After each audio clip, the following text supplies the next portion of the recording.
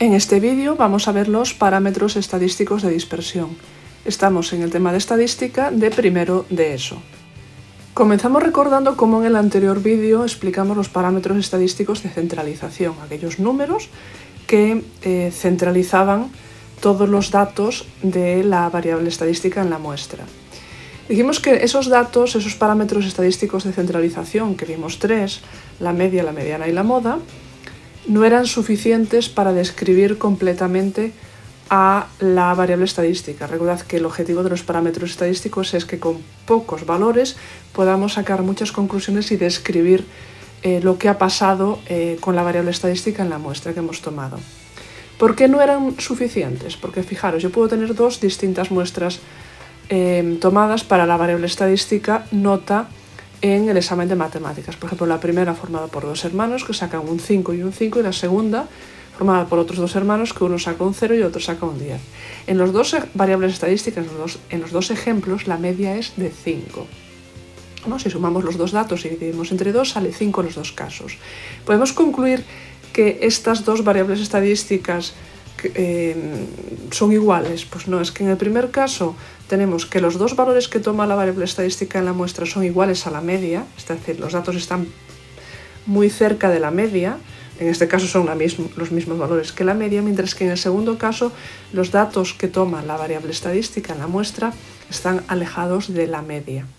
Entonces, además de los parámetros estadísticos de centralización, vamos a necesitar otros parámetros estadísticos llamados de dispersión, que los que nos van a ayudar es en medir esa dispersión, es cómo de alejados están los valores respecto de, o bien entre sí, o respecto de alguno de esos valores de los parámetros de centralización, sobre todo de la media. ¿Vale? Entonces trabajaremos dos, que son el rango recorrido y el otro es la desviación media. Comenzamos con el más sencillo de los parámetros estadísticos de dispersión, el rango o recorrido. Bueno, a ver, realmente lo que vamos a hacer aquí con el rango recorrido es medir la dispersión o cómo de alejados están el valor máximo que toma la variable estadística en esa muestra comparado con el valor más pequeño que toma la variable estadística en esa muestra. ¿De acuerdo? Entonces es un parámetro estadístico de dispersión muy sencillo, no es muy utilizado y no nos ayuda mucho, pero bueno, es el primero que vemos y para ir habituándonos con este tipo de parámetros estadísticos es importante conocerlo. Vamos a suponer que tenemos esos 5 datos, esos 5 valores que toma la variable estadística en una muestra.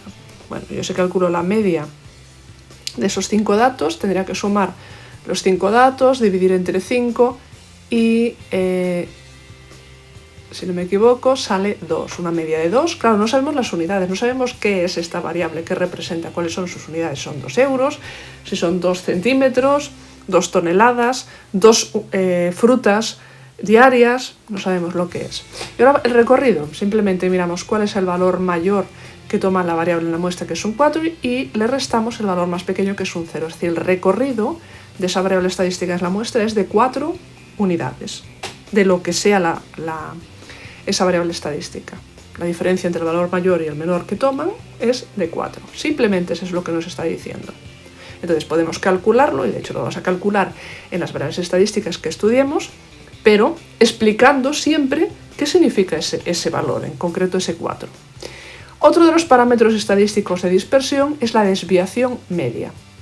¿Qué es eso de la desviación media? Bueno, pues lo que vamos a medir ahora es el nivel de dispersión de los datos que toman la variable estadística en esa muestra respecto de la media para esa variable estadística. Es decir, yo voy a hacer la suma de todas las diferencias en valor absoluto, no me quedo con los números negativos, en valor absoluto del dato menos la media, es decir, la suma de esas diferencias respecto de la media en valor absoluto, y lo voy a dividir por el tamaño de la muestra o por el número de elementos que tengo. Vamos a verlo con un ejemplo y lo vais a entender más claramente. Vamos a utilizar el mismo que antes. Tengo 5 valores, 2, 3, 5, 1, 4 y 0. Yo sé que la media es de 2. La desviación media, ¿qué va a ser? Pues la suma de las diferencias respecto de la media. Es decir, el 2 menos 2 me da 0. La diferencia entre el 3 y la media, que es 2, es 1, pues lo añado. La diferencia entre el 1 y el 2 en valor absoluto es 1, lo añado. Entre el 4 y el 0, 2, perdón, el 4 y el 2, 2, y el 0 y el 2, 2. Sumo esas diferencias y lo divido entre el número de elementos de la muestra, que son 5. Me queda en el numerador 6 y en el denominador 5. 6 entre 5 es 1,2. Así que en este caso tenemos que esta variable estadística tiene en esta muestra una media de 2 unidades, no sabemos qué son esas unidades, y su desviación media es de 1,2 de esas unidades. Es decir, podríamos deducir que los valores no están muy alejados, ¿no? Están alejados en una media de 1,2 a ambos lados respecto de esa media de 2. No están muy alejados de esa media. Entonces, esa es el sentido, la interpretación de una desviación media. A ver, hemos visto dos de los parámetros estadísticos. Hay uno muy importante y el que se utiliza prácticamente siempre, que es la desviación típica o la varianza, que es la desviación típica elevada al cuadrado, que veremos en segundo, no veremos aquí. Y cuando veamos ese parámetro estadístico entenderemos por qué este parámetro último o el anterior no son buenos y no son muy representativos, y por qué el otro es el mejor. Pero ya os digo, hasta el momento utilizaremos y calcularemos estos dos y lo interpretaremos.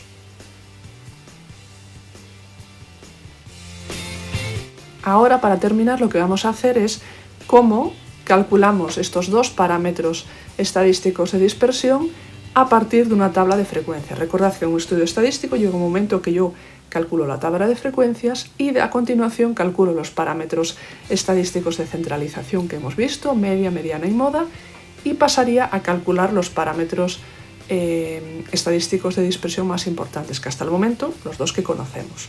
El rango recorrido, ¿cómo se calcula a partir de una tabla de frecuencias? Pues miro cuál es el valor mayor que toma la variable y el resto el menor. Para eso me fijo en la primera columna, que es la de los valores de la variable estadística. Sería en este caso 4 menos 0, 4, un rango recorrido de 4.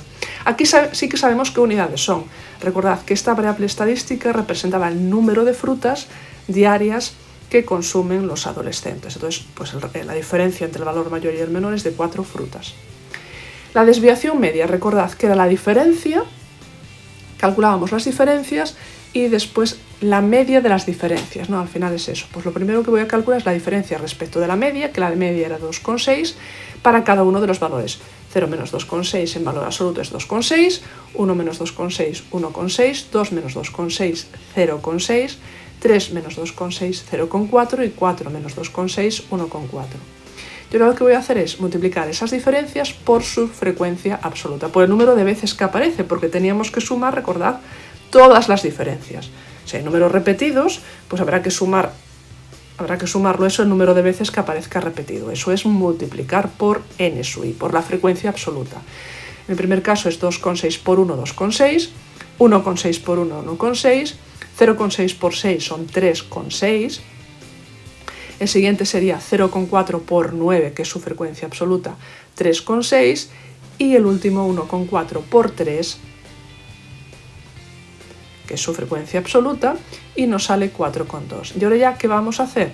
Ahora sí, vamos a sumar todos esos valores de esa columna, 2,6 más 1,6, más 3,6, más 3,6, más 4,2, y lo dividiremos entre el tamaño de la muestra.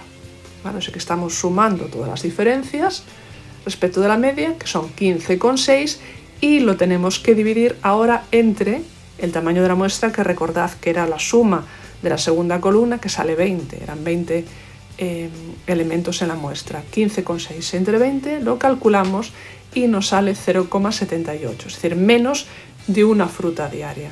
Entonces, ¿qué puedo concluir? En este caso, la variable estadística, número de frutas diarias de los adolescentes entre 2 y 16, tiene una media de 2,6 frutas diarias y su desviación media es de 0,78, menos de una fruta. Es decir, ¿qué podemos sacar de conclusión?